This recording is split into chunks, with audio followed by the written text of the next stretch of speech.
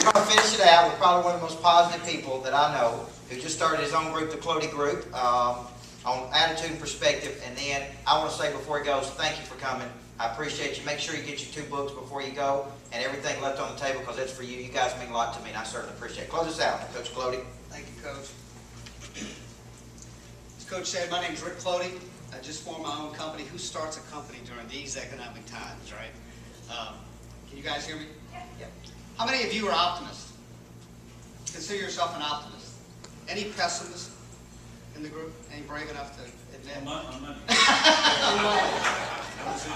Optimism is a character trait that is vanishing these days. It's something we could use a little more of. Wouldn't you agree? Let me tell you something about optimism. I'm an optimist. An optimist is somebody who chooses to look at the world in a certain way. I'm going to talk about attitude, perspective, and kind of my view on failure. And the reason I think Coach chose me for this topic is because I've got a lot of experience in that. I told somebody I had a PhD in failure. Poor, hungry, and driven, and you fail a lot. You learn how to do it wrong. Thomas Edison, every time he tried to invent the light bulb, they said, hundreds of times he got it wrong. And he said, that's just another way I know it won't work. Eventually I'm going to get there. He had the right attitude, right? Optimism is something that, in my opinion, it's like an attitude that everybody heard the term consumer confidence? Okay, people behave a certain way because of consumer confidence. People are not buying homes because they're not sure about the future. That's an attitude, isn't it? That means they're not too optimistic about the future. Now, I will tell you, at the same time, there are many people that are pessimistic. There are optimistic people out there taking advantage of opportunities right now, today, in this marketplace that won't be available in 3 to 5 years. They're available now because of the situation. So it's all a matter of perspective and how you look at it. Winston Churchill said, a pessimist sees a difficulty in every opportunity, but an optimist sees an opportunity in every difficulty. I'm forming my own company right now because I see an opportunity. Coach said one of the key things to be successful today is that you have the right people in your company. Coach, you can probably tell me that if you don't have the right players on that team, it doesn't matter what your philosophy, your strategy, your attitude. It starts with people, it ends with people. I've done business for about 40 years, and starting when I had a paper route and cut grasses in my neighborhood.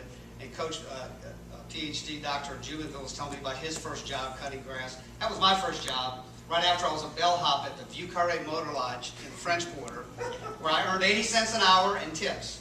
You talk about learned customer service. When you got to work on tips and you're making 80 cents an hour, you work hard. In fact, that's part of my philosophy. If you could take anything away from what I'm going to share with you today, I tell you 3 things make up my fundamental philosophy. It's really my attitude.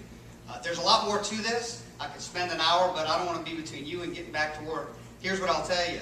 It's 3 simple things. Number 1 is work hard. Number 1 is work hard. Work hard, you'll beat 50% of the people out there just working hard. But I'll tell you right now, you just work hard and beat 50% of the people, that'll get you fired every day. As a coach, as a manager, as a leader. If I just win 50% of my proposals, I'm probably not bringing enough home to pay the bills. Work hard, live right. Number 2 is live right.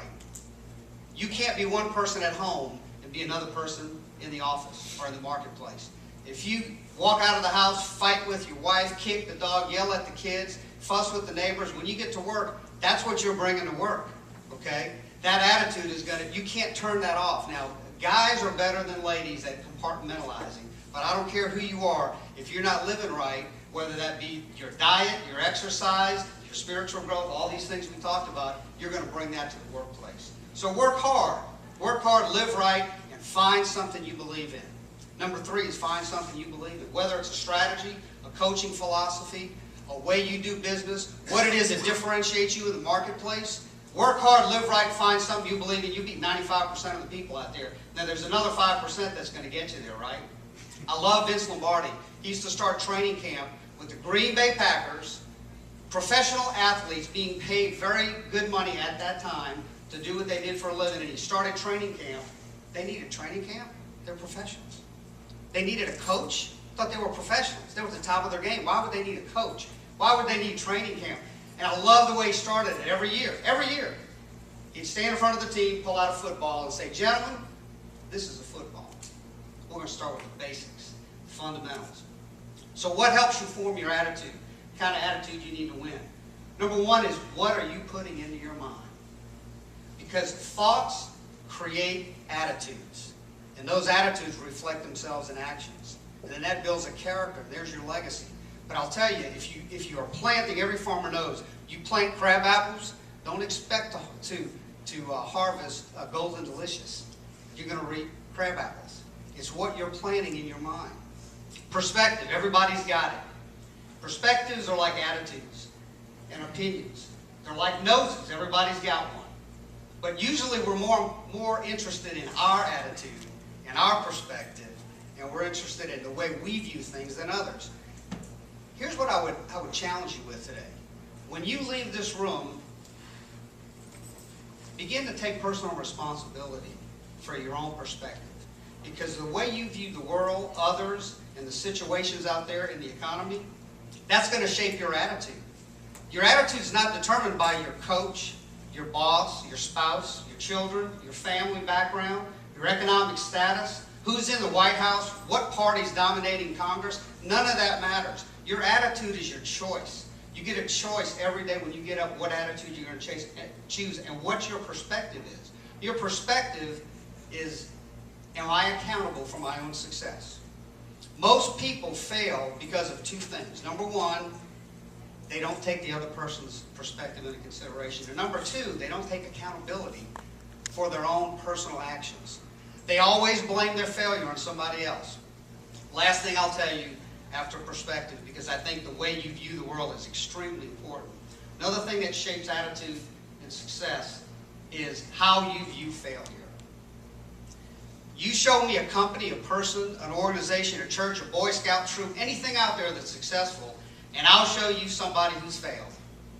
The most successful people I know, and many of them are right in this room, have all tried things that didn't work.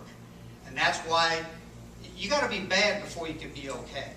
And okay before you can be good. And good before you can be great. You got to be great before you can be exceptional. Right? It's a process. But you got to start by not being afraid. I love what you talked about, the fearlessness. That fearlessness will allow you to take chances, will take risks. Entrepreneurs, this country was founded on entrepreneurs who are willing to take a risk and not wait for somebody else to give them a handout. I firmly believe that the people who have the right kind of attitude, and by the way, I'm an executive recruiter. If Coach hadn't told you, what I do is help companies find leaders. And when I go out to find the right kind of leadership to get my clients to where they want to be and be successful, I'm looking for two things. Yeah, they need an education. They need to be able to speak the English language and communicate. Yeah, they need to be able to put a resume together that looks pretty solid. There's a lot of things that may go into that specific job spec, but here's what they need to bring to the table that I can't give them, and neither can you. They need to bring the right attitude and the right level of commitment. You heard me say what? Work hard, live right, and find something you believe in. If you don't bring the right level of commitment to the table, nothing else matters. But if you bring the right attitude and right commitment level, everything else is an option. Everything else is on the table. I can teach you skills. I can give you tools. I can send you to training. I can give you an office and a phone and whatever you need to get it done. But you've got to bring that commitment level. You've got to bring that attitude to the table. That's critical for success. Failure is not a person. It's an event. Failure is one of the greatest stepping stones to success. Failure is something that I now embrace. In fact, when I first started in my sales career, Coach, I was afraid to talk to people. And you know what I started doing? I started forcing myself in situations that weren't even sales situations to talk to people. I'd be in the grocery store, I'd be at the supermarket, I'd be in line waiting for McDonald's, and I'd embarrass my kids. I'd talk to everybody. Why? Because I was afraid to talk to people. I was afraid that they would reject me. I was afraid they would think I was crazy for speaking to them. You know what I found out? You know what I found out? Say what? What? When I talked to people, they didn't eat me. Who said that? They were nice back. It didn't kill me. And the more I did it, guess what happened? The easier it got. The more I did it, the easier it got. Now, you can't stop me from talking to people, okay? I love it, and it's amazing how many times opportunities have arisen just because I reached out and I was friendly with someone. I'll leave you with this. Reader's Digest did a poll. They took a test study, and they took, I think it was about 150 people. They said, we went